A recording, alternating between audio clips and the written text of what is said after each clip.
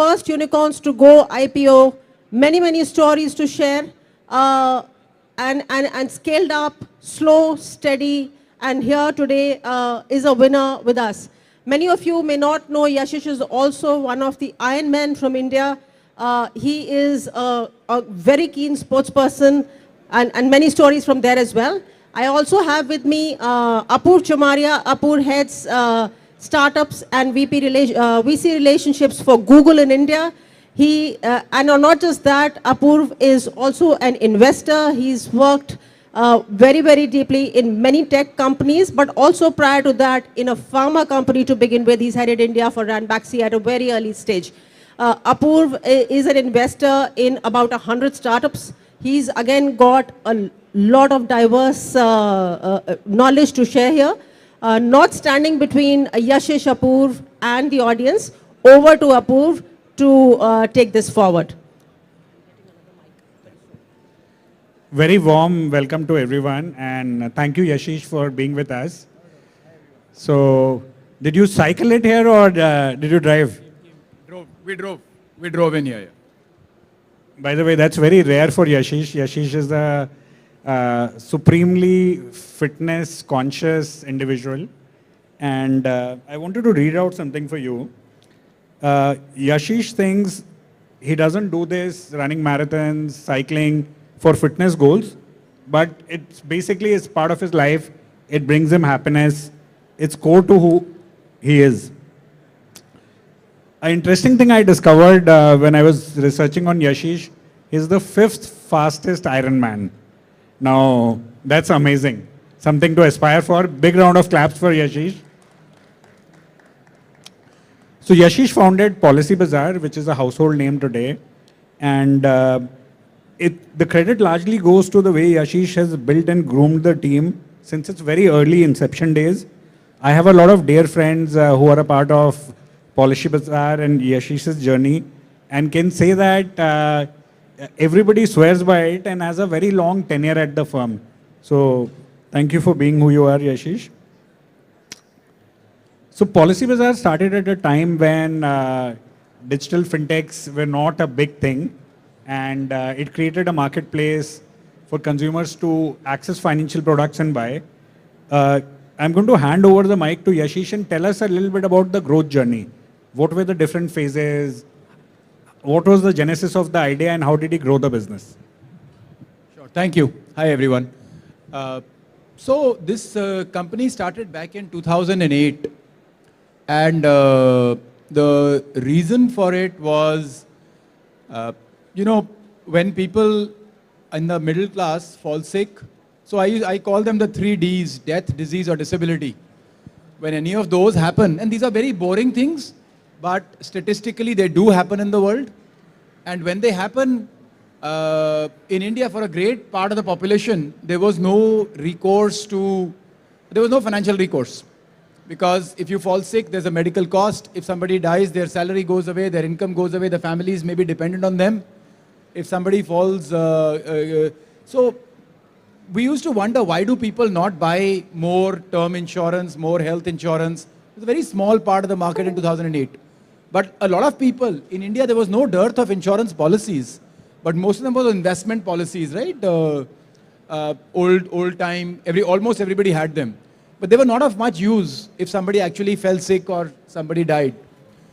So we decided to just start educating the people about it and keep building it. Now there were various phases. The first phase is, how do you make money? Because when we tried to sell insurance, very difficult to sell insurance. So we used to do a lot of advertising kind of revenue in the first phase. I would say 2008 to 11 is that phase when our own business model did not make sense. But we took alternate business models which we did not believe in, but we said short term they'll help us to kind of stay alive. Then 2011 onwards is what I would call us having found the business model, which was the sales business model, and saying, okay, now we will scale this. And I would say 2011 to 15 is that time when we scaled up our operations multifold. We went from an organization which was perhaps 300 people to about maybe 10,000 people. And the entire, whatever you know as Policy Bazaar today kind of came into being. Then I would say was the, stage 3, when we started thinking much more around what all can we do once we have this asset. And that was much more around data, much more around analytics, much more around claim support, the things that you would usually not expect from someone like a Policy Bazaar. But that was to kind of, let's say aspire to a greater vision phase. And that carries on. Every couple of years we do something very different, which people like us all over the world don't do. And, I would say today probably it's the most advanced insurance distribution engine in the world. And it has become that because of that phase 3. Because up to phase 2, we were just scale of something. Yeah? Thank you, Yashish. So, our session is all about how do you scale businesses. And Policy Bazaar has been a phenomenal example of that. The financial services industry is very regulated. So it's not an industry where you can do whatever you want. You can advertise however you want. You cannot do a good job of customer support. So, and a lot of founders might be building in this space or other similar regulated spaces like life sciences, defense. So, Yashish would love to hear your views on when founders are building in a regulated space and they want to grow their company, what are the things they should particularly think about? So I think there are multiple approaches many people have suggested, right? We did not ever believe in the approach that, so we took regulation very seriously. That's number one. Regulation was and still is handled directly by me. And it's one of the key pieces that we focus on. We respect it a lot. And sometimes the rules may not make sense at that stage, but there's no point making fun of those rules. The point is the rules are there and you have to work within that framework. You can try and be creative about the interpretation of those rules, but the rules are still there, right? And I think the second thing we did, which was from a scaling perspective, very critical, we created a huge amount of freedom for everybody, but we kept a cultural uniformity. So I call it operational freedom, cultural uniformity. And I'll tell you why that's important from a regulatory standpoint. You cannot take somebody's culture out of them. So as long as a particular ethos exists in almost everybody, after that they're free to do whatever they want. But, and also because you want to scale fast in a regulated environment, you cannot have too much control. If you put too much control, scale nahi aayega. If you scale too fast, you'll break the regulation. So how do you manage both of these? You basically hire people who understand this ethos and decide to follow the rules anyway. But then you give them huge amount of freedom to do what they want within those areas. As long as those people understand the boundary rails, they can usually do both of these. They can both scale. And so I'm very proud to say there are probably 100 plus people at Policy Bazaar who understand the regulation very well, understand the nuances of it, know when they are stepping over the line, know the principles of it, and are independent and free to do whatever they feel like. But there's no control structure, like there's no CFO who's watching over them at every step and saying, I will approve every activity. That we do not have. But we still manage to stay within the regulatory bounds. That is by getting that deep understanding of regulatory ethos in almost every part of the business. Would you like to hold on to it? Thank you. So Yashish, as founders scale companies, they often struggle to hire and retain talent. And of course, once you become bigger, it becomes easier, relatively easier. So any advice to founders on, and without retaining talent, it's hard to scale. So we are extremely special in that. And I just mentioned in 2011, we probably had 250 people. Of those people, about 150 are still in the company. So that is what you call retention of people, right? So they just stay and they don't leave. In this market when, everything was happening, And I remember once one person was calling our people, and they all come and tell me immediately. I knew the person, so I called him up and I said, listen, don't bother about trying to hire our people. Even if you offer them 4 times, they will not join you. I do have 1 or 2 people that are not doing very well with us. If you want, you can take them. And that person said that, no, I don't want those people. I said, trust me, they are better than whoever you hire. And I meant it in a genuine way, not in a show-off way, but in a genuine way. So, none of these people, we have people who have become, so we have a lot of people from the IITs and IIMs, but at the same time, we also have a lot of people who barely went to college and who are at very, very senior positions, right? And people talk about skill set. See, we have a large contact center. It is about 10,000 people now. The person who runs this does not know how to speak Hindi properly. Okay, he's from Sikkim. His name is Jerry. So what I say is 2 things. I think trust and patience are the 2 most undervalued characteristics of success. I'll share one very small anecdote with you, not about policy, but something else. I learned day before. Who are the 10 most, richest individual shareholders of American stocks? Individual shareholders of American stocks, not companies. These are not founders. They're just individual investors who've built the highest. And of the 20 of them, what is common amongst all 20 of them? They are all dead. What does that tell you? They held those stocks for so long that they have become that valuable. And that's what tells you the value of patience and trust, right? So if you hold on to something for too long, it becomes, and that's what these people have done. Today, I'm very glad to say this, I say this all the time, Jerry is the richest guy from Sikkim. It's not Baichung Bhutia, it's not Danny Denzongpa. It's a guy who started in a call center and just stayed at it for 3 companies with me. And he's the richest guy in Sikkim today, right? And I think that's what trust and patience does. As long as you meet the right people, if you meet the wrong people, then okay, then it'll hurt you. But we, all 150 of these people have significant stock in the company, have done very well. But that doing well has come after 17 years of both trust and patience. There were a lot of people who were more capable than these people. Those are the other 100. I can almost assure almost none of those 100 are anywhere close to these 150 in terms of where they have reached in life. And the only quality they did not have, I say this again and again, was trust and patience. Because उस time पे क्या था, I still remember there was a guy, उसकी salary 6 lakh रुपए थी उस time पे. He said, I'm getting 9 lakhs somewhere. I said, you realize you have 32 lakhs of stock? He says, हाँ ये stock वगैरह तो मिलता रहता है, पता नहीं कंपनियों में क्या है, देते रहते हैं, कुछ नहीं. That stock today would have been 320 crores. He left, he joined that 9 lakh company. फिर कहीं. Then he was looking for a job. So he joined back. He worked in my wife's company for some time. My wife was running some software company.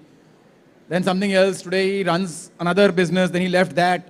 My point is, if you don't have trust and patience, you don't go anywhere. You shouldn't keep jumping for this कि कोई 6 लाख की बजाय 9 लाख दे रहा है, कुछ कर रहा है, कुछ नहीं है उसमें. बकवास. It's all waste. You're wasting your life. Find a good team, trust it, have patience, build together, you will achieve something great. And I think that's what's the ethos of everybody. And I'll tell you a very simple story. When I started Policy Bazaar, it was of no interest to me because please, आज जो Policy Bazaar बनाया, we couldn't see it back then, yaar. And I would rather do a job in the UK, and for me that was a better option. But for my team, it was not a better option that I left. Because funding was on my shoulders, right? Because I was the one people were investing in. And without that funding, the business could not have been built. And for the team, it was necessary I was there. So I had it in me to put my interest behind and say, कि नहीं, our team is more important. 19 families are more important than one family. If I did not have that, I wouldn't have got Policy Bazaar. Because मैं अकेला कुछ बनाता रहता. That's the other team. Many times you see, अकेला बंदा निकला होता है कि मैं पूरी कंपनी बनाऊंगा, खुद ही बनाऊंगा, सारा स्टॉक अपने पास ही रखूंगा. Okay, even when you talk about founder stock, we are one of the rare companies when management stock is more than founder stock. And we've done that on purpose. Right? We've done that on purpose. Because हमारे ही हाथ में था ना, देना तो हमारे ही हाथ में होता है. तो लोग कहते हैं, I trust my team, I trust my team. भैया, if you trust them, share the equity with them, ना. Trust is not just a word. Right? So, anyway. That's amazing. I think that's going to stay with a lot of us. Have patience and have trust. Yashish, India is an interesting market with many segments, many target audiences. India, Bharat, Bharat 1, Bharat 2. As you think about scale, how do you think about, how should founders think about various segments? Yeah. See, I think a very important question is when should you think about scale? I mentioned from 2008 to 2011, we did not scale. We stayed small. We decidedly stayed small. Why was that? Because we hadn't found a model in which we could spend 100 rupees and make 100 rupees. And so till we had found that, we did not scale. The total sales team we had was 32 people. It stayed at 32 people. Nothing. No change. I still remember when in 2008 I was doing my first review with Jerry, same guy I spoke about, the Sikkimese guy. I told him, look, you are right now spending 100 rupees and making 10 rupees. When he heard the whole thing, he was sitting there, he just fell and he had fainted. Because I told him you have to make 100 rupees and he couldn't imagine how. But for 3 years we stayed small. So what I'm trying to say is very critical. Know when to scale. The second thing is when you're scaling, you're not guessing. While scaling, you don't guess. So we were very certain this is the segment. We have understood it. When I spend 100 rupees on it, I'm making 110 rupees now. Now I can scale. Right? And then when you scale, you don't have to look back. You have to trust. You have to trust your team. You have to trust everybody. That trust does come from shared equity. Otherwise, if you don't have shared equity, people will use you. Right? So the reason our people never left was because they had this shared equity. Right? And then you scale, yeah, we went from whatever, 32 people to 10,000 people in a span of 3 years, as I say, or 4 or 5 years, whatever it was, 11 to 15. There's no problem once you know. Now, segments you spoke about. Our segment is very tightly defined. A family earning more than 5 lakh rupees. It's not changed. Yes, there is a Bharat. Yes, there is a bottom of the pyramid. It's huge. It is not my segment. I will not go and scale in that segment without understanding how I can make money there. I also know people above 50 lakhs do not usually buy from Policy Bazaar. That is also not my segment. So I don't have to listen to their feedback. When they tell me you call too much, I say, yes, you worry about it. The person who earns 5 lakh rupees does not worry about it. So actually, you are not my segment. I'm not interested in you. So when you are scaling, you have to know your segment. You have to know your business proposition. You have to know every aspect of what you're doing crystal clear. Otherwise, you'll scale into, it's like pressing the accelerator when you don't know you've got a road ahead of you. Don't do that, yeah? Obviously. Yashish, early on in the conversation, you spoke about Policy Bazaar being one of the most mature tech platforms globally in this space. Can you tell us a little bit about how are you using tech, maybe AI or anything else? See, if you think about, my daughter goes to, she studies economics in college. And the 101 in economics is information arbitrage. And the example they always give is insurance. And why is that? In insurance, you know something that the insurance company does not know. So, if you misquote, if you misinform, they will assume like you are somebody else. And they will insure you accordingly. And you will get a product and the insurance company would have got cheated. Right? So in this basis, the information you provide, you can cheat an insurance company. So it's very, very critical. I'll give you a simple example. Suppose somebody's got a serious disease and they don't declare it. And they take the policy and assume they get the policy. They can next day go and claim. And the insurance company will be collecting 10,000 rupees and paying 5 lakh rupees. That is the problem with insurance all over the world. Imagine if you could make life insurance purchase very, very easy as in just buy with no checks and balances, then everybody would have, while the, people are going to the morgue, they will buy a life insurance. Because that's the easiest way, right? Pay 1,000 rupees and get 1 crore rupees, right? And by the way, people do try that. So one of the biggest risks in life insurance is dead people buying policies. So this was the industry which requires the maximum amount of intelligence about the consumer, best amount of declaration. So we've deployed, and customers say it in many ways. Sometimes the person is talking to you on the phone and he says, oh, and when do you cover cataract? You ask the person, why are you asking about cataract if you don't have cataract? Right? So there's declaration and there is passive and active declaration. There are a lot of other ways in which if you talk to somebody, they know too much about claims. How does a car get insured? Which garage? What all do you cover? That means this is a serial claimer. Right? So these are the kind of information that you're picking up all the time. And if you are able to manage that, you can manage your claims ratio very well. So that is where Policybazaar has moved ahead of almost every other platform in the world in terms of information capture, information usage, voice analytics, liveness tests, likeness. You'll be very surprised when you're talking on Policybazaar, we have mechanisms to gauge if you are well or not well from voice analytics. And that's happening on a regular basis. So there's just a huge amount of analytics happening at the back end, which the world outside cannot see. But yes, the people who want to see it can see it. And a lot of it was not possible back in 2008, but it's become possible now. But we have a huge advantage because you have 15 years of data. See, all our voice notes, etc., have been recorded for 15 years. And we also have 15 years of claims data now. So you can marry it very, very quickly. So without that data, you can't do much. And we are pretty much the only place in India where you have that data. Yashish, you started with insurance and then forayed into mutual funds, loans. So as entrepreneurs sitting here, think about adjacencies, categories outside their core. When is the right time to start beyond your core product? So as I look around, I don't see too many people who've mastered their core. Honestly, I'm not saying it in a bad way. I mean, you're young people, you're aspiring people. This platform is called Aspire. So I think mature your core first.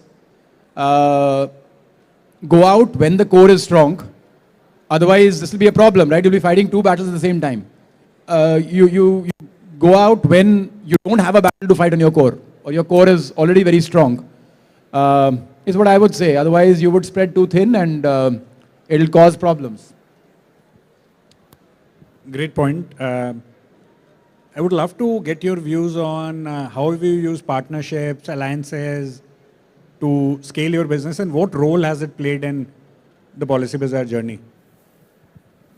So we obviously do not have our own products except our platform, which is our product. We work with, between insurance and loans, we work with about 150 different partners, all of which are very large organizations, because these are banks, these are multi-billion-dollar insurance companies. Most of them are larger than us. So at least from an ego perspective, much larger than us. So we have to deal with all these partners. Now, talking about tech, analytics, etc., marketing intelligence, those areas, we have been very in-house oriented. So my approach is, even if it's more expensive, even if it takes longer, just do it yourself. You will learn a lot. And that way, you will be in a better position in the future. We are not a seller of these technologies. So while we may have the most advanced AI, we are not doing it for other organizations. We're just doing it for ourselves. And because of the market share we have in India, we tend to be quite good at it because others just don't have the data. If you really wanted to get voice analytics data, it doesn't exist anywhere else. So it doesn't help if somebody's doing voice analytics on some small amount of data. The intelligence gathered will be very low compared to what we run now 17 different languages. We're running our natural language processing in, right? Difficult if you don't have Policybazaar. So I think the approach there is much more treat it as core. I don't know right or wrong. Whatever is non-core, like, HR systems, etc., there but sales, marketing, insurance product, that is core. Rather develop it ourselves than make somebody else strong who can then develop other clients, because that is not the great thing for us. Yashish, often for any founder, the successes are covered a lot. And, in hindsight, it seems like the founder did no wrong, never took a wrong decision, never had a challenge. In your journey since 2008, tell us about one or two times which were really, really challenging for Policy Bazaar. And what was your mental state? How did you think about it? And how did you overcome that? It's a bit strange, but there have been times when we felt in the beginning that, out of 365 days in a year, probably 200 days we felt that the organization was doing something really wrong, like in the sense, not really building a great business. And maybe 100 days we felt we were the best in the world. I think ratio kept changing over time and became more and more towards the better days. I've made a lot of mistakes, but it's whether you accept those are mistakes or you make strengths out of them that matters. So I'll give you some example, right? I don't hire perfect people.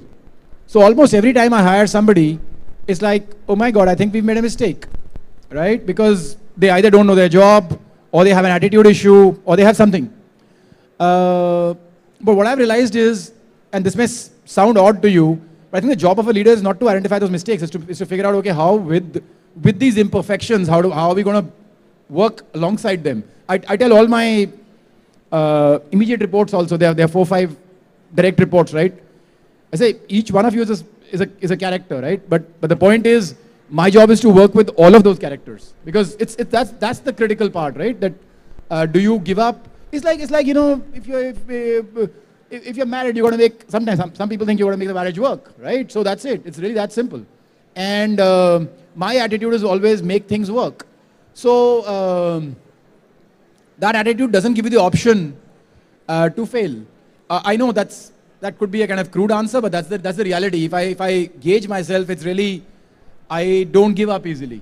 And many people have told me that I probably keep employees for too long after it's clear they should not be in the company in many ways.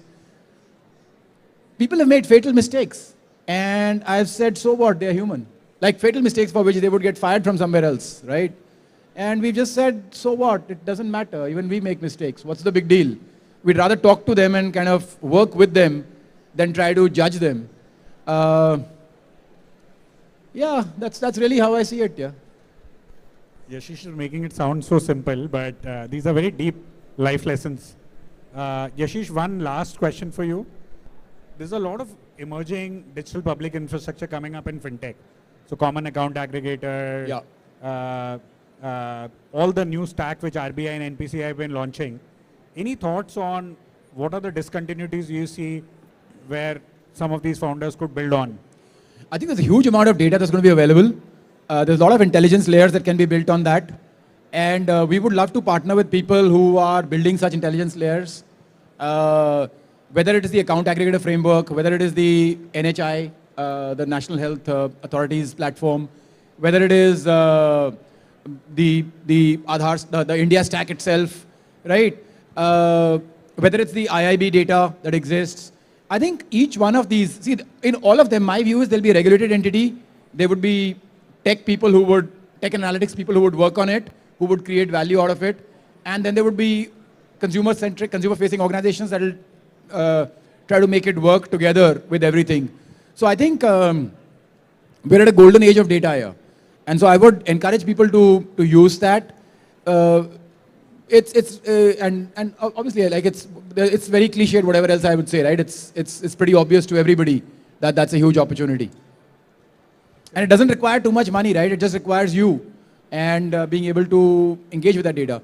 I think from a government perspective, what I would hope is that this does get leveraged by all the Indian organizations. I think that's also quite critical. And does not get restricted to just being used by a few. because that's not the purpose of this data, right? This data should go to everybody. And yeah, that's all. Any questions? We have time for one or two questions. Yes.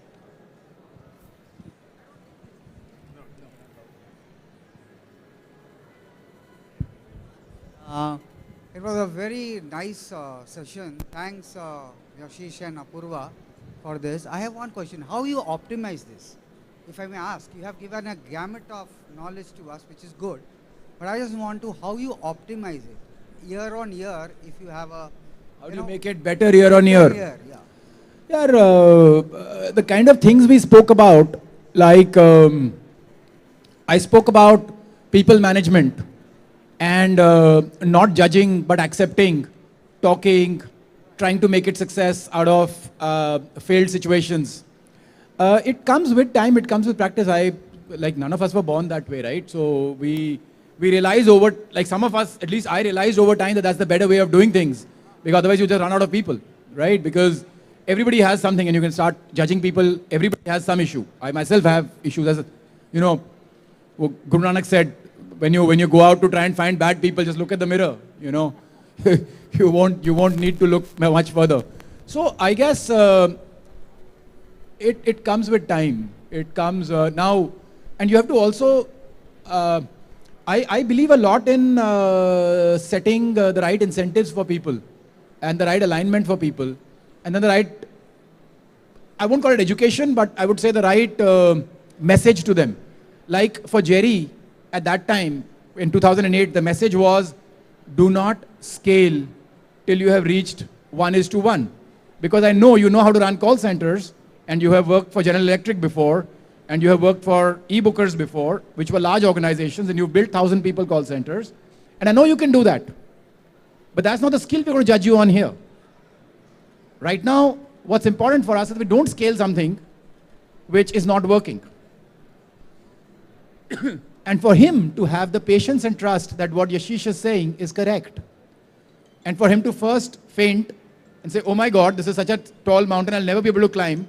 But then wake up and say, okay, you know what? I'm going to start climbing it step by step. And his question to me was, okay, Yashish, what loss are you willing to take? And I said, I'm happy to take 1 crore a month.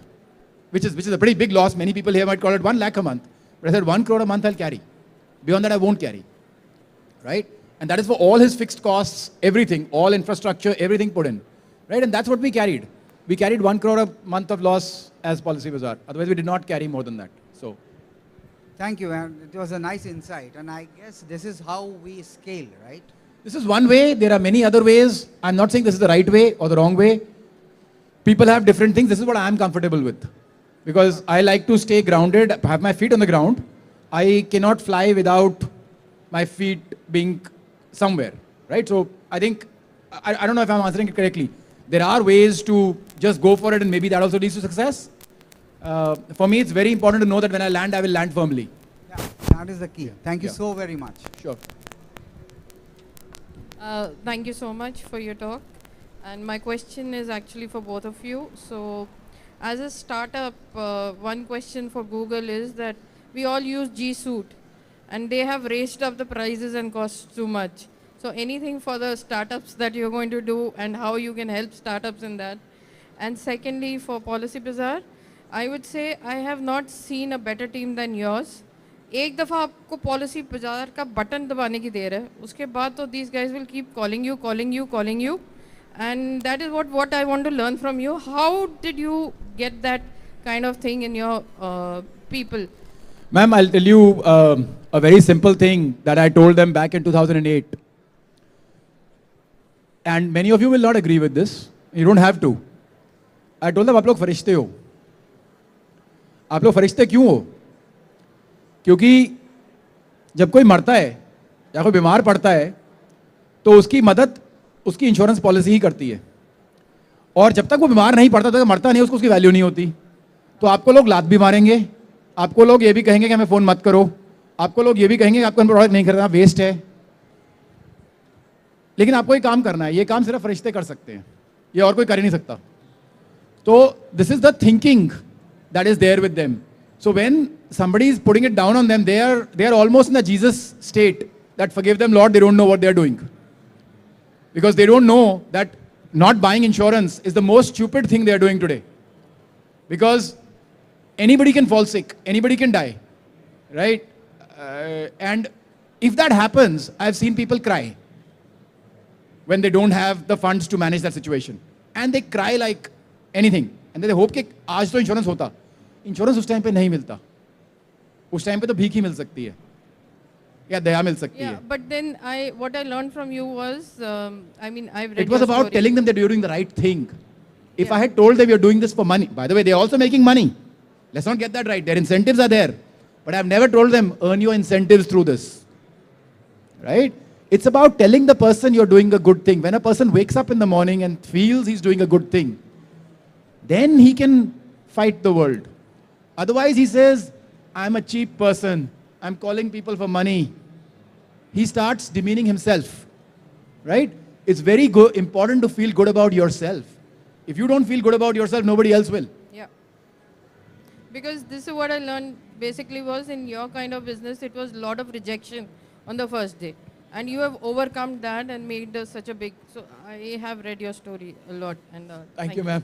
And for you, Apurva, what do you have for startups and how So do you Google bring offers it? many programs for startups.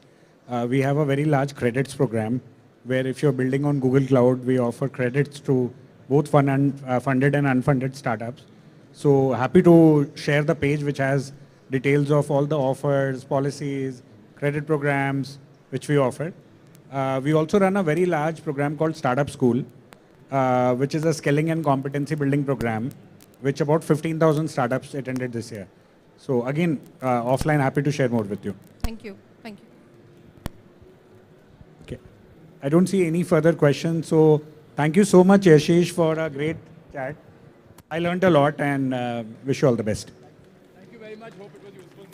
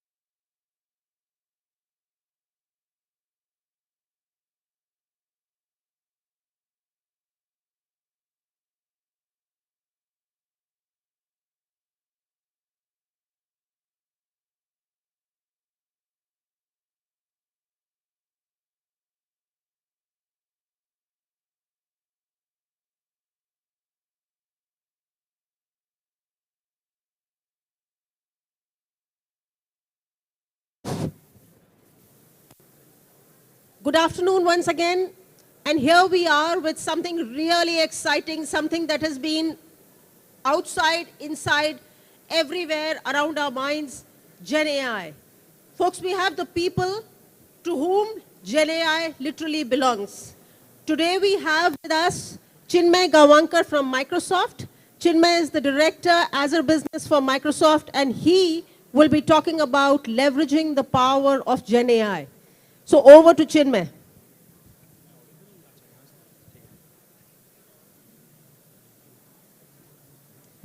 Hello, am I audible? Okay. So if you see the title is much more of Gen AI beyond ChatGPT, right? When the ChatGPT landed 1 year back, everybody was so excited on ChatGPT. And still when I go and talk to customers, they talk about only ChatGPT, right? So today what we'll do is, we will cover these key points in around 45 minutes. If you have any questions, happy to answer after the session. But we will burst some of the myths about Gen AI. How do you approach Gen AI? If you are a startup, if you are a product company owner, how you embed Gen AI in your products. That all we will discuss. Can someone say what's special about this picture? Anybody? Sorry? Anybody else? What's special with this picture?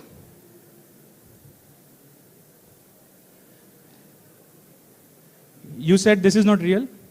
This is my daughter. हाँ, उसके पैर ऐसे ही है. So she is my younger one, and this is AI generated. I love this photo of my daughter. I love this photo of my daughter. I tried to create a Gen AI version of my daughter. This is it. And to create this daughter, 9 महीने नहीं लगे. I just need to give this prompt. I have 2 daughters. Elder one is 12 years, the younger one is 6 years. And this is 10 seconds. This is my third daughter, created in 4 English lines in 10 seconds. I wanted a picture exactly like my daughter's picture. And if you really see the resemblance, right? If you see this AI generated and this is real picture, there is about 85 to 90% resemblance, right? Okay. So we all know about AI is here, world is changing, cliche, English. How it is changing? Why we are saying world is changing? Let's look at it. We call it an iPhone moment and the calculator moment in the history. Before iPhone was launched, anybody used iPhone when it was launched, 2006-07? Show of hands. People were saying iPhone will not work. Who wants a phone which also is a computer in a way where you can watch videos, where there is apps? Nobody knew what app is and app stories. But there was a belief that the world is changed, and today, even a simple basic smartphone follows the same principles of iPhone of 2007 and 2008, right? That is the moment in the history we call iPhone moment and the calculator moment. Why?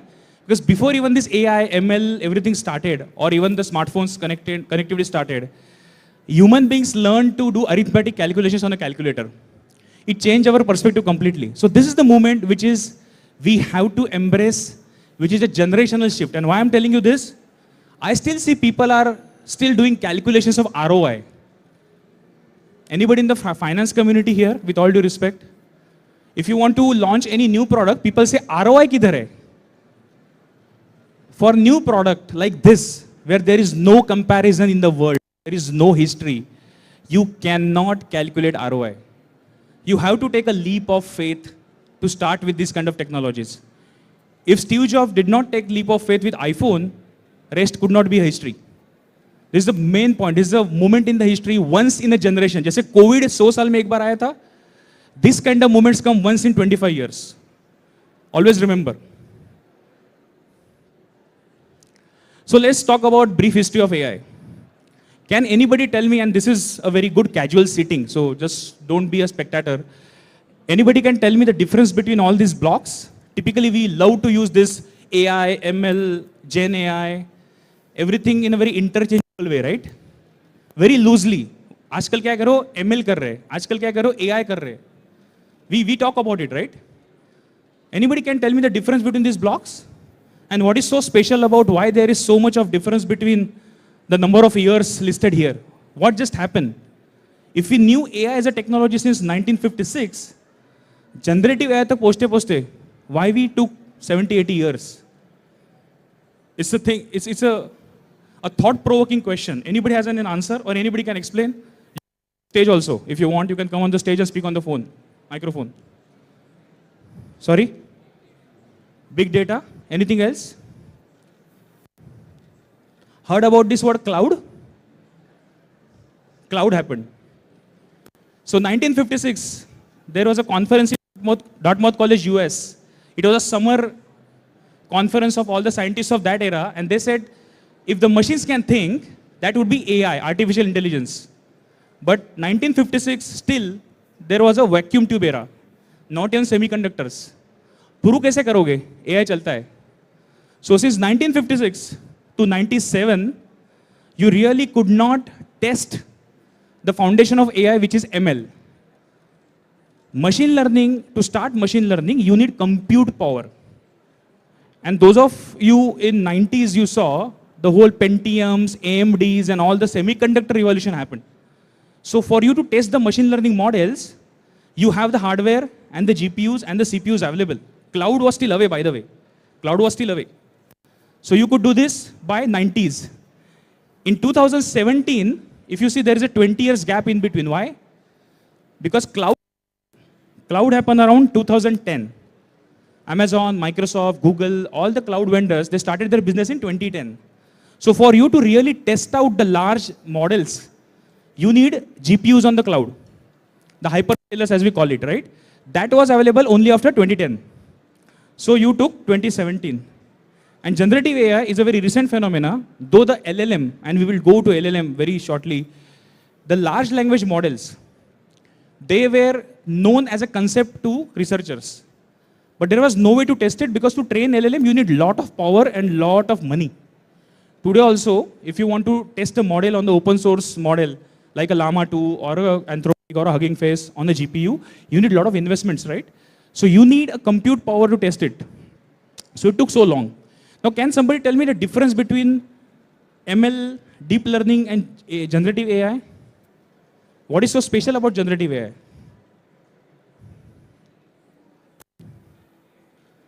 It can create content. That's amazing. Then what is the difference between ML and AI? When you create a machine learning model, you get an answer, right? What is the difference between the Gen AI created answer and an ML created answer? Yeah.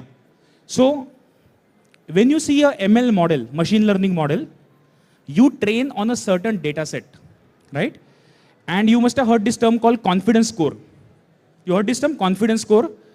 For example, I always give this, suppose you want to create a vision algorithm where employees come to office and show their face and they get access. The attendance camera, right? How would you train? You will take my photos. You will take my 4 or 5 photos from all angles. You will tell the model, this is Chinmay. This Chinmay looks like this. Next time when I come and stand in front of camera, the machine will give an answer, this looks like, and this is very important, by the way, this is very important. It looks like 90% Chinmay.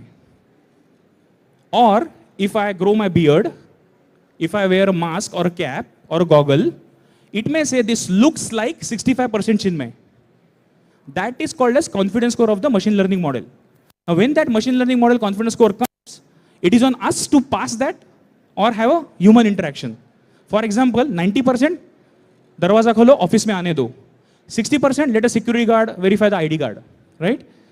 In Gen AI world, as the gentleman sitting here rightly said, it generates something which is non-existent. It generates something non-existent. What does that mean? As I said, I generated my third daughter, uska photo, in 10 seconds with 4 English lines. She is not non-existent. Now this is an asset as well as a liability, always remember.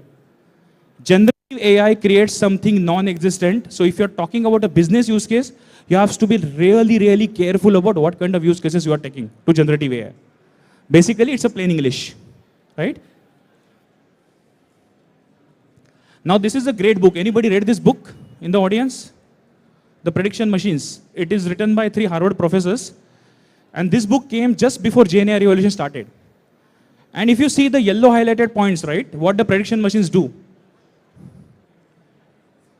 Forget everything. जो लिखा है, photo ले लो, बाद में पढ़ो घर जाके. You have to focus on only yellow lines.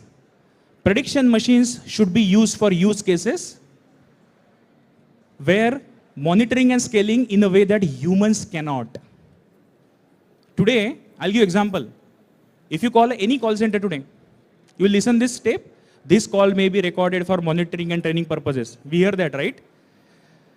Those of you in this business, this is the Indian Mobile Congress, I'm sure you understand call center market, right? Kitna bhi chaho, you can't listen to 100% calls. You will do a sampling inspection, right? Some team leader will listen to some random calls and give feedback to agents. The call was right or call was wrong. Or what could have been done for the better customer experience. What if we can actually do the entire call transcript for entire call center without a human intervention? Now that's the use case, which is a scaled use case, which a generative AI kind of thing can take, right? The another thing, prediction machines fail precisely where it is hard to predict based on the well understood limits in the statistics. Any statisticians in the audience? The forecasting, algorithms, statisticians, R, SPSS, SAS, anybody using? What does statistics do? It compares, again, on a known data set and a known function, right? But what if you don't have any comparison? I'll give you an example. I was working with an organization 20 years back as a consultant.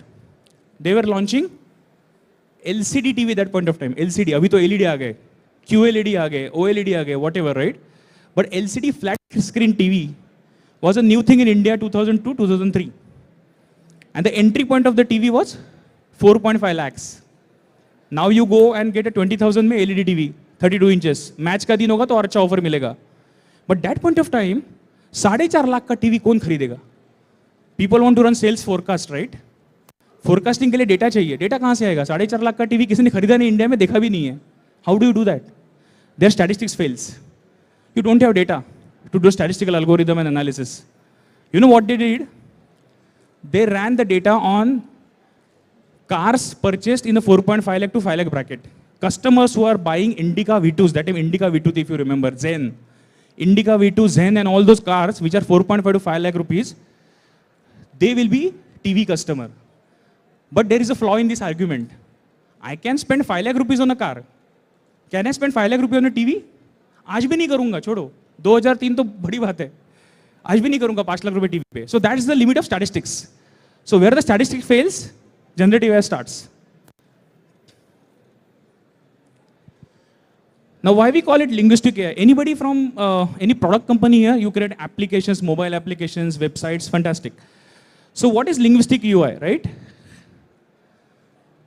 When we start about digital, digital is the again a very good word these days, right? Anywhere you go, I say digital, people will say, oh, आजाओ बताओ digital क्या करोगे? But our digital starts and ends with creating a mobile application, right? We say we have a fantastic mobile application which will be created and customer experience will be amazing. It will have 5 screens, 4 colors and omni-channel. ये word सुने हैं ना सब? Now, let's see. This is the application which took 5 days to reach 1 million users. The history of humanity, this application took 5 days. Which is this application? ChatGPT. कोई colourful है screen इसमें? कोई bells and whistle से तामझाम है आप जो app बनाते हो सब लोग? नहीं है ना? What does that mean? We are spending more time on cosmetics. मेरा ऐप ऐसे दिखना चाहिए, मेरी UI ऐसी होनी चाहिए, मेरा font ऐसा होना चाहिए, which is good. I'm not saying don't do that. Do that. Customers on your mobile application or website should be hooked. That doesn't mean you miss the change in the trend. The change in the trend is people want to interact with machines in a very human-like form and they want real answers, right? So now we are moving to UI to AI. Currently, entire digital stuff happens on UI UX, right? You see job posting, we need experience in UI UX for 7 years. Job posting mein hota hai. Now, focus on AI, UI to ho jayega. UI is, there are so many templates, you can create your applications website in a day. Forget. AI pe focus karo abhi. So if you really see how the Gen AI makes your application intelligence, right? And most of you are startups here, so I will tell you honestly, in current application landscape, right? We are constrained on a data set. This is my data. I gave the example of the TV and the car, right? This is my data. This is the market I'm operating. This is what I know. And there is a technology stack which is very fixed. Anything to change is very complex. And I meet customers daily who say that, why you are not modernizing your application? वो जिसने बनाया था ना वो छोड़ के चला गया. अब पता ही नहीं किसी को कोड को कैसे हाथ लगाए. This is the classic case of people understand modernize करना पड़ेगा. People understand cloud migration करना पड़ेगा. But they don't want to do it because कुछ फट गया तो पता नहीं कोड में क्या लिखा हुआ है. That's the problem, right? So how do we do it? We need to have a technology in the generative era where you can create fast applications and the code should also understand the semantics. You heard about Codex, right? Codex of the OpenAI or even GitHub Copilot where you can write the code from the natural language. And there is a second way which not many people know. Codex can also explain you the code.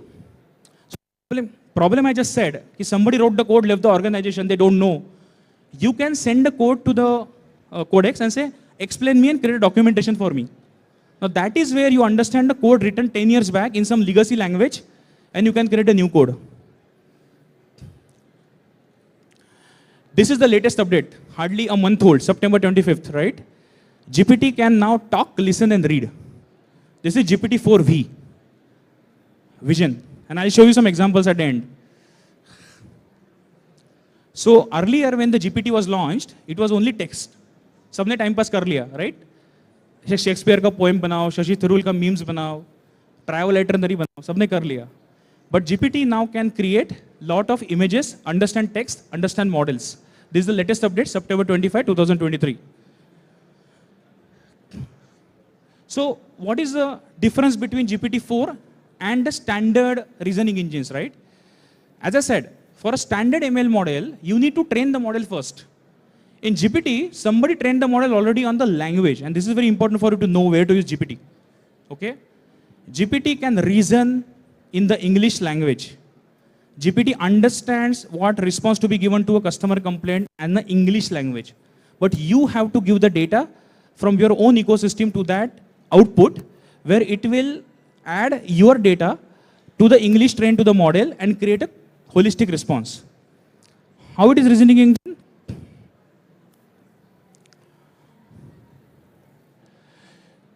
It can understand. I'll show you the example of there are demos in this presentation also. I'll tell you how the multitasking happens here, right? It can also understand multiple languages. So if you are seeing, you would write in GPT window in Hindi, but in Roman script, it will still understand. मुझे बॉम्बे से दिल्ली जाना है, मेरे लिए flight book करो या मुझे इटरनरी दे दो. You write in Roman script, not in Devanagari. It will understand Bombay, Delhi flights. It will give you itinerary. That's a multitasking, multilingual way of it, right? Now, this is very simple for humans to understand. Na? If the glow fails, what happens to the ball? If the glow falls on that lever, what happens to the ball? Ball will bounce, right? How would you train this to machine? Normally, in the standard language, it is impossible to train the machine. But GPT understands. It will hit the wood plank and the ball will fly. This is human understanding, the causal analysis, the reasoning engine, what will happen now is something which is new. And if you are listening to this as a product owner, as an application developer, think on those use cases where you have to give some suggestions to the customer. You have to give some advice to the customer. This reasoning engine can give you good advice.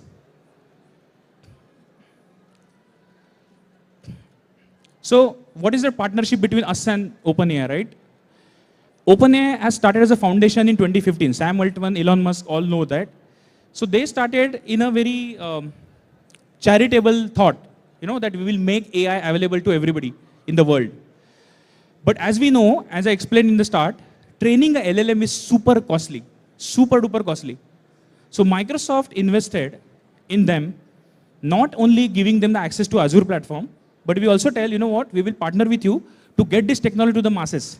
So if there are universities, researchers, there are organizations, NGOs, if they can't afford OpenAI, we will fund. So that's a holistic partnership, and these 4 engines are available there. So GPT 3.54, all know.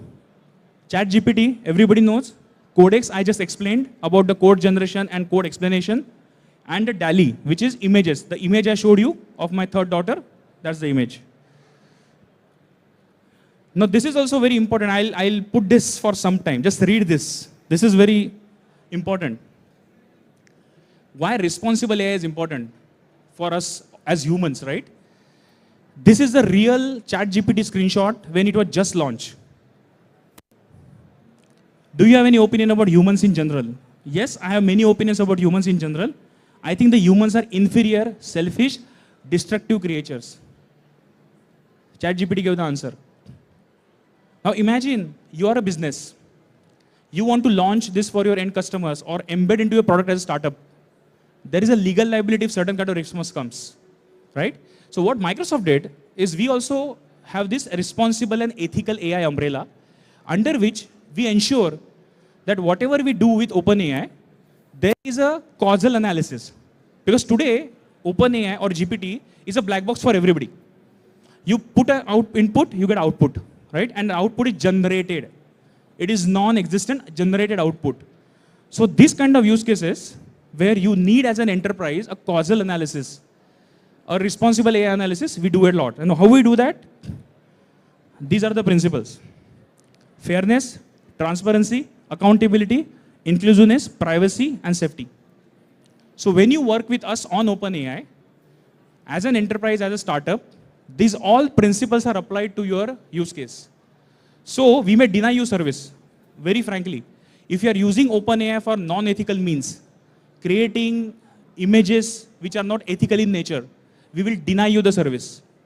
If you are using OpenAI to spread hatred, if you are creating some content which is not right, which is not inclusive, which is not diverse, we will also stop your service.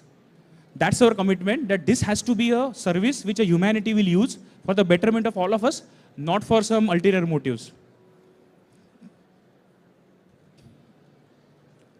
So these are the 3 in the interest of I'll skip this, but all of you know the prompt and the completion, the DALI, the prompt and the response and the codex. You can write an English language query and say the response. So people say the hottest programming language of the future is English. Python, Scala, Java, ho gaya. If you know how to write best English, you are the best programmer today in the world. We call it prompt engineering. So prompt engineering is going to be the best career. So any of your kids are telling, I don't want to be an engineer, I want to be an English literature graduate, please allow them. They will earn the most in 5 years.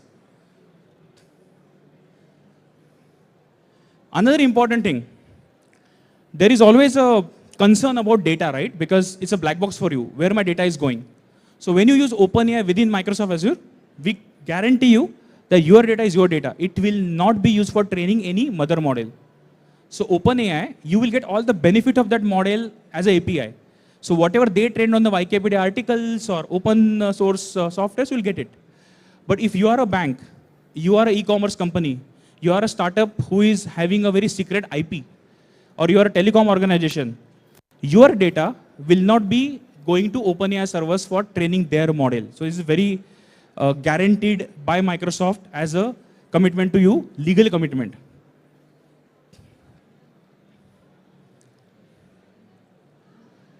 So this is what the middle structure you should focus, right? You are it. I was telling you the use case.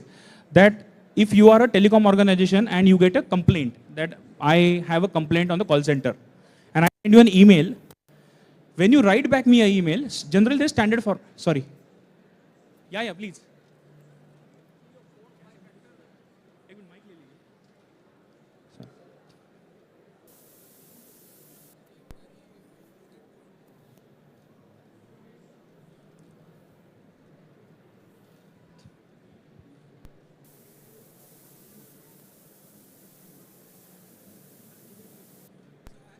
Sir एक minute चालू नहीं हो रहे sir He's not audible.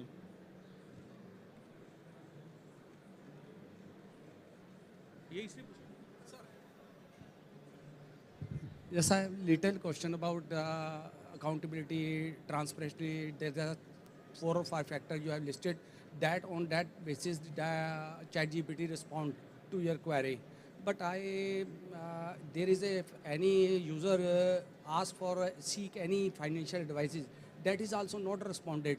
Can you just explain that factor? So that's a great question. This is responsible AI, by the way. The question for those of you who could not hear, listen. He asked, if you ask for financial advice to the bot, it will not give you. It will give all the facts. If you ask a stock, Tata Motor, ITC, Maruti Udyog, stock के बारे में पूछे, it will give factual data about from the moneycontrol.com or a BSE website. But if you ask, should I invest into stock, it will say, please consult your financial advisor. Now that is responsible AI. The reason is, SEBI says, or even US SEC says, that any person or a product or a software which is non-certified by SEC in US and SEBI in India can offer a financial advice. So if ChatGPT starts giving you financial advice, कौन से stock में invest करना है, and then you sue the company कि यार इसने मुझे बोला stock में डालो मैं तो डूब गया. So that's the responsible AI. You will not get answers to the questions which are ethical in nature, regulatory in nature, right? Similarly, if you ask about a medical treatment, that's also a new thing, medical treatment. It will say that this is only for a reference. Please consult a registered medical practitioner, right? You cannot have regulatory answers from this.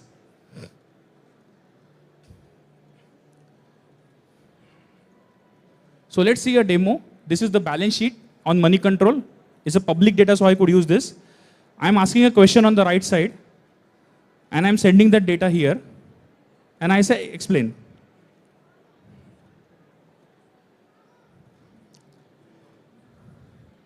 So if you see what just happened, this is the power of GPT-4, by the way. It can understand a tabular structure, and you can try this today. You don't need a Azure access or any OpenAI access. Just go to Edge browser, and there is a Edge Copilot. Right side mein, there is a Edge Copilot. Open any page. So, sir, आपके question के लिए, you want to analyze a balance sheet? You can analyze कि क्या है, what is the deposit, what is the asset. But whether you want to invest in the stock, it won't answer you.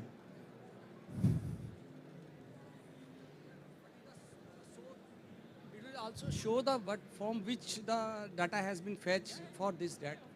From below. Yes, yes. From NSC data or like that, huh? Sorry, So this is on money control, but you can do it on NSE website, BSE website, right?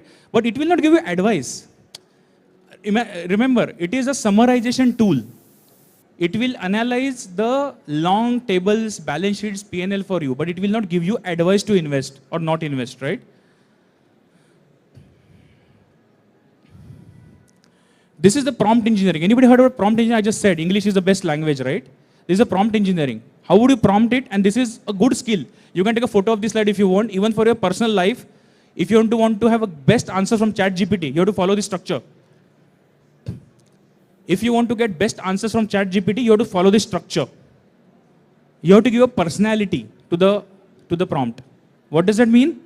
If I want to set up an assistant for teaching, I will say, you are a friendly and helpful instruction coach helping teachers plan a session. I am giving a personality. Okay?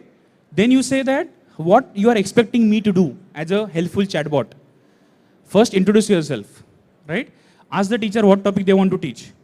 And then ask. So, if you learn to write the prompts the proper way, you can get the best answers. And here, many people don't spend time. They think generative AI and ChatGPT is a magic. I will ask three simple words and it will give me an answer. It will give you an answer, but it will be hallucination. You have to follow this structure. This is the best practice in prompt engineering. Photo लिया सबने इसका photo ले लो. Personal life में बहुत काम में आएगा इसका. You have to give a structure to the prompt.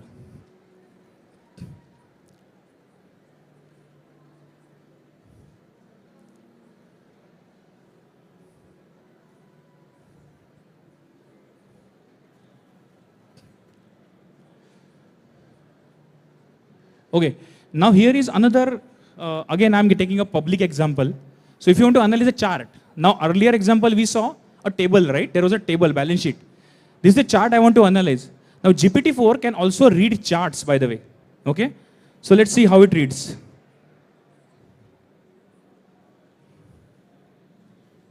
This is the chart given to the model.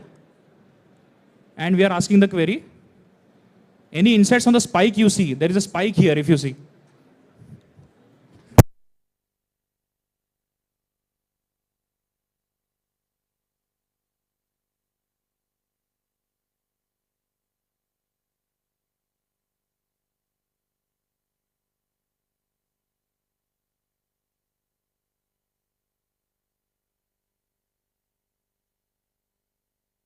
Hello?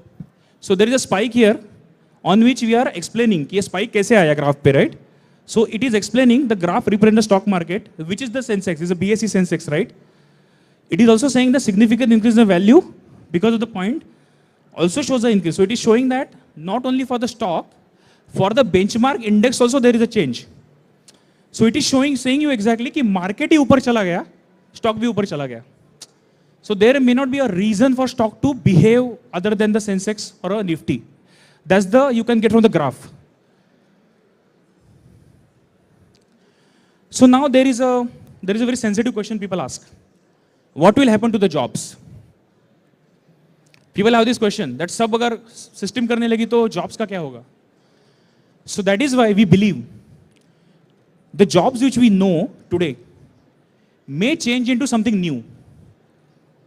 But there will be new jobs created which you don't even know today. What are the names and titles? And I'll give you an example. There is a beautiful book I showed, Prediction Machines. सबसे पहले. In that book, there is an example given 1995. Now what happened in 1995? It was an internet year. Internet was privatized in US in 1995. The last internet node was privatized in US. Netscape Navigator का browser था एक. In today's generation, in Chrome and Microsoft age, we don't even know that, but there was a Netscape Navigator as a browser. It went for IPO. And Microsoft launched Windows 95. So 95 is a very year which is like a history in computing, right? In that year, when the Office suite came out with the Windows, people said, "Abhi to Excel sheet aa gaya, accountants ka kaam hai?" All the calculations are done by machines, right? So what is the use of accountants? But did accounting jobs went away in last 20 years? Right? Still there are CAs, ICWAs, commerce graduates. We all have that. So just because the technology came, jobs don't go. There are new jobs which come. You talk about first industrial revolution. When first industrial, James Watt and chai, सबने school में सीखा है ना, James Watt and chai, steam engine. The factory started in London and UK. Before that, was there a job called factory worker?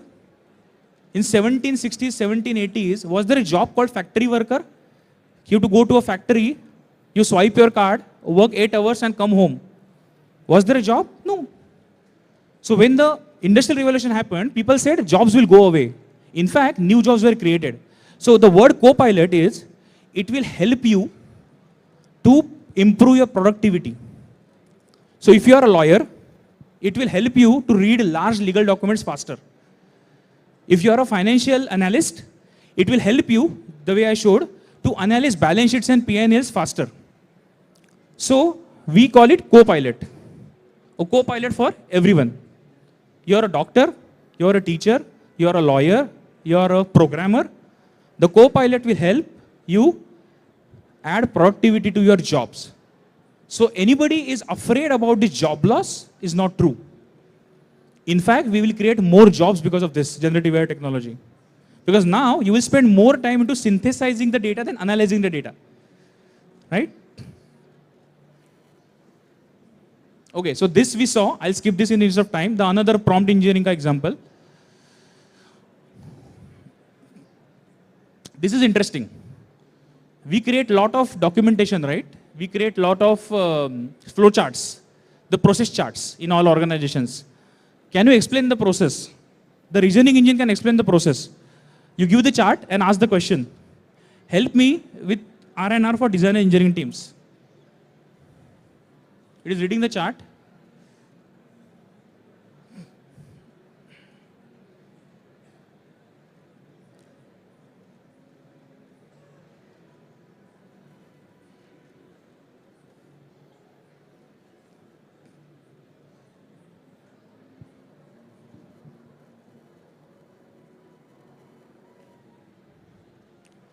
So it actually read the entire flowchart and showed you the steps.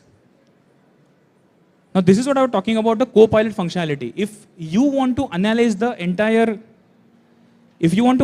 entire documentation or pictures, how fast you can analyze it, right? Now this is interesting. This is absolutely interesting. And some of the organizations in India are doing this in startup world. I can't name them for the confidential purposes, but this is the real use cases where people are doing it.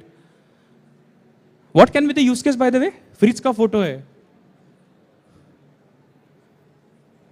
Anybody?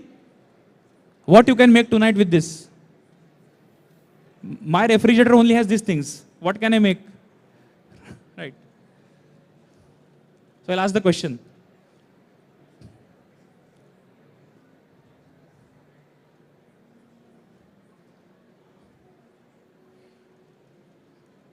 Smoothie उसको नहीं समझा. आपने smoothie बोला था. But he gave you 2 recipes. That with this in your fridge you can make this. Right? This is very interesting. And people are trying to use it. Now imagine you are a food delivery startup. You are a quick service restaurant. You are a grocery delivery person. You want this functionality in your application. It can be other way around also. I can upload a recipe and I say, you know what? I saw this recipe on YouTube. मुझे बनानी है आज, क्या क्या लगेगा? I can add a recipe and I can say order whatever I need from your application. I want to eat biryani today. I will upload a recipe. Chawal, chicken, paneer, matar, sabjiyan, जो होगा मंगा लेगा.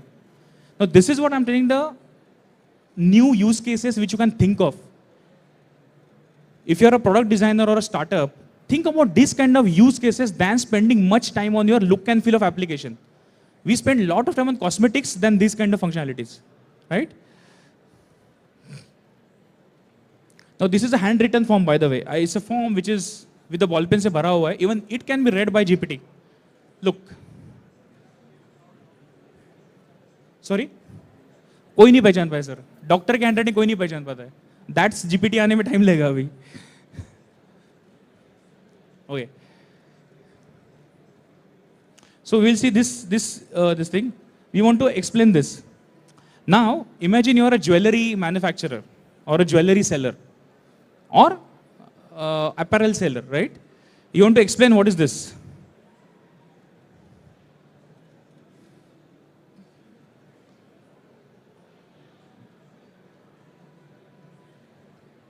Now I'm telling them generate a product description. Now this is e-commerce use case, by the way. ये jewelry का example है. But imagine you have a catalog में so many products coming every day, right? Now if you see, this is like the way a creative writer will write, right? Exquisite and all words उसने use किया, right? Exquisite necklace, delicate chain, adorned with altering diamonds, perfect accessory to elevate the outfit. This all a human writes today. There are creative writers doing this. They can explain this today, right? And now you multiply the problem at the scale. I am an e-commerce giant. I have an e-commerce application. I have a sale going on. I get 5,000 products added to my catalog daily. How do I upload on website their descriptions? This is the way. The scale. Anything at scale you can solve it through generative AI. Okay, now the big question. How do I use this for my business? Now this is where people are still confused. They understand the technology, they understand the power, but they don't know how to start. So let's kind of break it on the use cases where you can use this. You want to take a photo? Take a photo. This is from the Gartner report on generative AI. Any technology you are adopting, it should solve these 5 questions. Don't do anything for the sake of it or glamour of it or gimmick of it. Just because everybody is doing everything on ChatGPT, मुझे भी ChatGPT करना है. Don't do that. This has to be your consideration as a business owner. Will this make me unique? Are there enough vendors in this market? I can replace you if you fail. Is there an option? Will I have skill sets to get this started? Maintain करूँगा and will it fit my data strategy? And then the last one is very important because generative AI use is very easy today because you have a LLM pre-trained. But if your data is not very secure and safe and your data pipelines are not written, this is useless. So your data platform and data strategy has to be first made properly before you go generative AI way.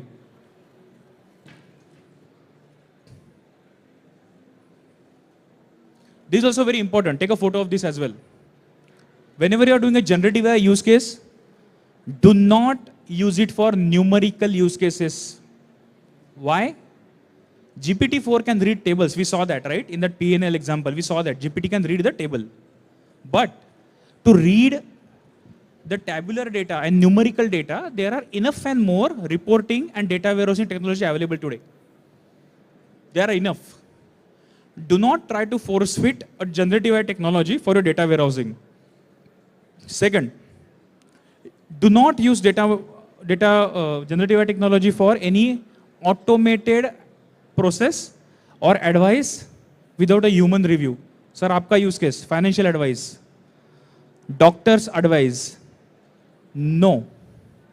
Anything which is touching human life, anything which is touching regulatory compliance, anything which is touching ethical boundaries, do not automate through AI. There has to be a human in the middle. Don't do it. But where you can use it? The right side. You can use it for the textual use cases. Anywhere you get a lot of calls, recordings, emails, chats, Twitter, wherever customers interact with you on textual basis, right? Use it.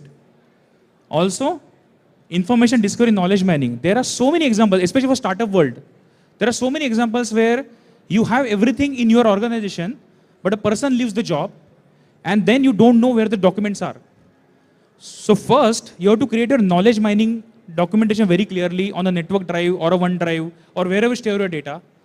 And you do a knowledge mining search on that. So for example, next time you're creating a customer proposal or next time you're creating a client code, you have to refer to existing knowledge in you as a startup than creating and reinventing the wheel again. So there you can use generative AI very effectively and easily.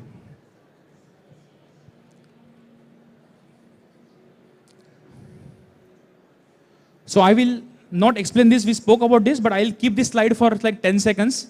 If you want to read, you can take photos, take it. It's just a recap of what we just discussed. What we can do, content generation, summarization, code generation, and semantic search, right?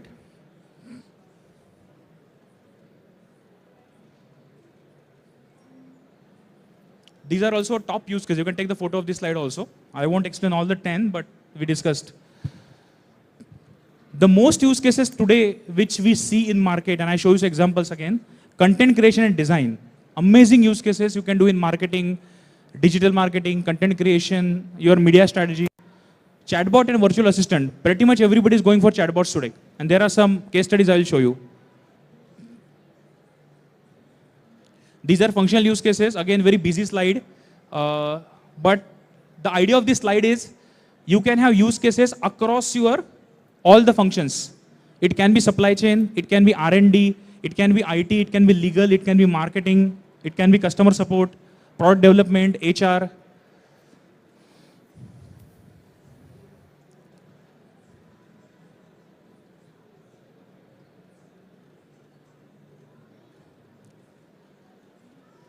Now this is, I just tried, right? I was talking about the media campaigns. So today, if you want to create a media campaign, you have to give to agency. As a marketing leader or a sales leader, you explain to your agency today, मुझे ऐसा campaign चाहिए. You can still do that. But rather than giving a textual information or a verbal information, you can create yourself a campaign like this and then give to agency to run. That will be more effective. So this is an example where you can create a collection of you want. So this is the way you give a prompt. This is again a prompt engineering example. So if you really see here, there are specific instructions given to the prompt. This is very, very important. And this I always keep my customers telling this. You have to be absolutely specific for the model to answer you the right answers. I am giving him what should be my post length, 40 words. What should be my headline? What words I should choose? What is the poem? Appropriate emojis, very important. As Instagram post pe hashtags, emojis are important, right? And it creates an Instagram post like this, which will appeal to the young janta of Instagram.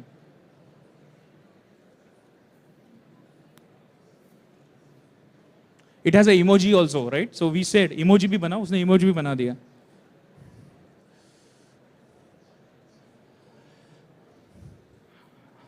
These are the DALI 3 prompts, by the way. The same image I created of my third daughter at the start of the presentation. You can create these beautiful images with DALI. This is unreal. See the details of that boy, his hair, the way he's playing with the football, the astonishment of these boys. This is unreal. These boys don't exist. But the kind of finesse it has in the Gen AI, right? Now imagine the possibilities when you're creating your catalogs, product brochures, models. You can actually use this.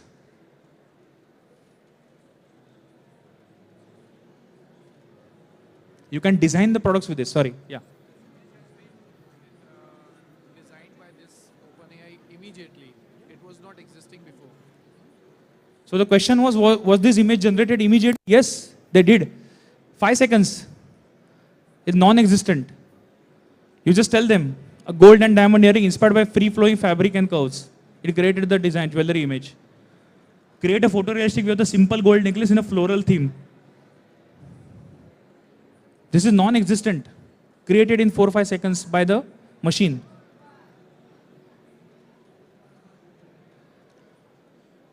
If you are a travel site, travel website, you want to create a travel brochure, see, go amongst the nature with your family and spend time in the vacation. It looks like these people are walking in the forest and somebody took the photo, right? This is not. They are unreal. They don't exist. They are machine generated.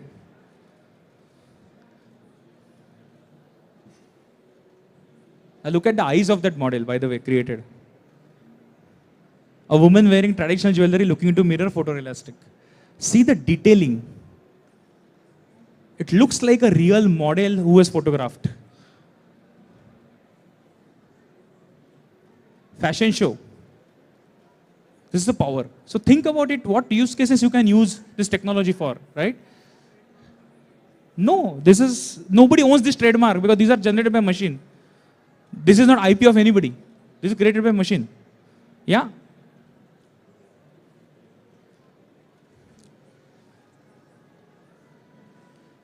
Looks like a real man with the real veins on the biceps.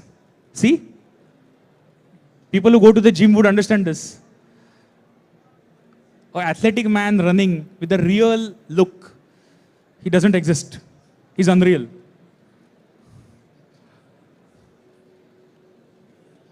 So these are some of the use cases in India which are already live and which you have permission to say, so I put this logo. So Tata AIG Insurance, they use this for your website. But Mentra, you have must seen on their app, My Fashion GPT, right? You can design your look on Mentra application. If you have Mentra downloaded, go to their application. You can say, create my Diwali look. It will create a Diwali look for you based on your own preferences. Make My Trip introduced voice assistant for flight bookings recently. Hero Motocar, if anybody owns Zoom bike from Hero, you can see this in your app, Hero app.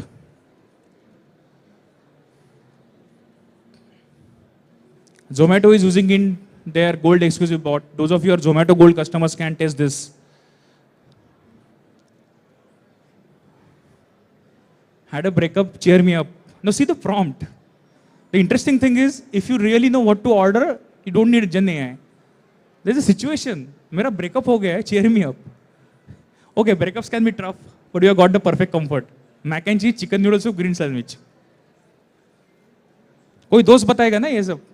पहले मैं क्या करूंगा, मैं दोस्त को phone करूंगा, मुझे bot बता रहा है ब्रेकअप हुआ तो क्या खाने का, right? Now Paytm Pay, you can pay the rent, right? You can actually do the rent agreement scanning on Paytm with this. That's also a use case already did.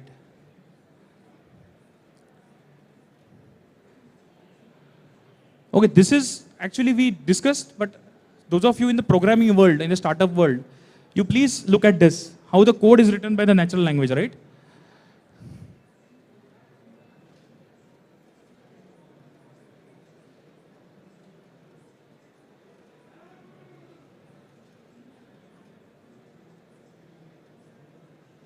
So there is a McKinsey study. McKinsey says that if you use the Copilot for coding, your productivity increased by 25%. There is a study. So you can go and refer that study on the McKinsey website.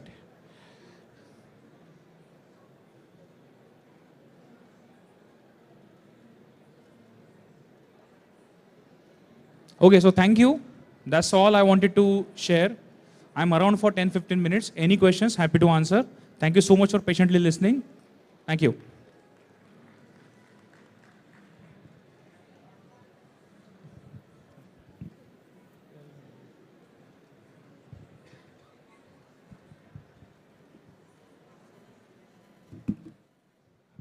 Thank you so much. Thank you so much. Thank you, Chinmay. I think that was really enlightening. I don't know about others, even me. I was like totally clued in and listening to it. Wonderful. Thank you so much. Thank you everyone for joining.